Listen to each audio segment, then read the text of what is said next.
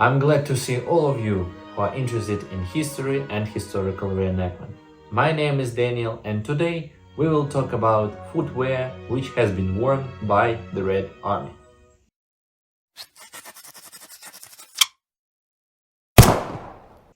Footwear is probably one of the main things in the soldier's uniform. The fact how battle-worthy soldiers are and how far they can march depends on the quality and state of the footwear. It was always a good present, exchange item, and also a trophy.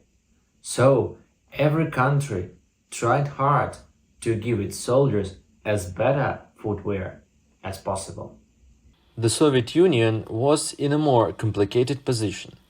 The goal was not only to produce durable footwear, but also cheapen production. The mass usage of such material as kirza instead of leather helped this. Kirza is a leather replacement, which was being produced from multi-layer fabric with synthetic rubber. Red Army soldiers wore boots and low boots during the whole war. So let's look at the low boots. Low boots have been used massively in the army from the First World War. A pair of low boots is cheaper in production than a pair of boots. Some Red Army soldiers got used to wear low boots from the First World War and the Civil War.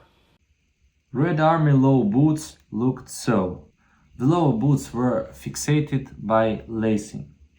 Soles were made of resin and had so-called bubble pattern. Especially lucky Red Army soldiers could get American low boots, which were supplied by Lend-Lease instead of the Soviet-made low boots. The American were made of leather and were much more comfortable than the Soviet ones. However, American low boots needed better treatment. Together with the low boots, a soldier got fabric puttees.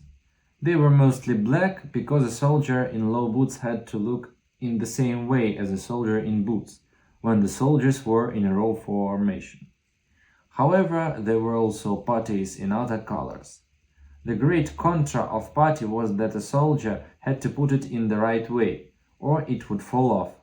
The instructions on how to roll puttees in the right way will be in a separate video. Further, we will look at the boots. The boots could differ due to the material they were made of. The materials could be kirza, cowskin, and chromeskin. Chrome boots were made of a very high-quality leather. They were very comfortable. Such boots received only officers. Soldiers and sergeants could hardly get such boots in exchange for something or as a prize in card game. Herewith, officers could order a soldier to return boots to the intendant and get those boots which are prescribed to low ranks. Cowskin boots were made of more rough leather. They were also given to the officers, but NCOs could get such boots. It was allowed to wear such boots for privates as well. And the most massive boots, kirza boots. Kirza is much more durable and cheap material than leather. Boots out of such material were a perfect suggestion for the state, which needed to produce as many uniforms and gear for soldiers as possible. In such boots, Red Army soldiers fought the whole Second World War. These boots were such a perfect combination of price and quality that they have been used not only in the Red Army, but further in the Soviet Army and in many other post-Soviet countries. Important thing is that cowskin and kirza boots had the same bubble sole as low boots. I know that many Red Army reenactors used post-war kirza boots with tractor soles. It is not very correct, and it would be better to change the soles or the boots. As a bonus, I will tell you what Red Army soldiers wore inside they're low boots or boots. Reenactors, attention! Red Army soldiers did not wear socks. They wore only foot wraps. Soldiers always had 2 pairs of foot wraps. There were also summer and winter types. Foot wraps were put in a special way.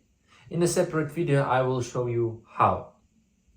Army boots were made in a such way that foot in a modern sock will dangle and become damaged. A foot wrap fills the boot in a right way and protects foot from rough edges and joints. So remember, no socks.